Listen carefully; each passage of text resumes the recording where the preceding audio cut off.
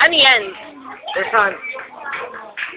Croissant ka na lang ngayon, pati nga ng croissant mo. Ano yan? Empanada? Croissant. Baton? Saan yan eh? Morton? French yan. French na tinapay. Puro magpa-selfo.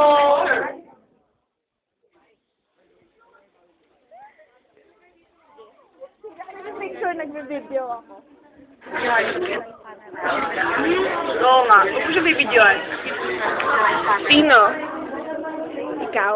At ang iyong tinapay? Ang sa kanya, pinapay na ang palaman ay, ewan, nalimutan ko ikaw, tuna at itlog. Gusto ko ng tuna ng itlog. Tuna ng itlog! Eek! Abi, hindi! Hello. No! Ay, cake!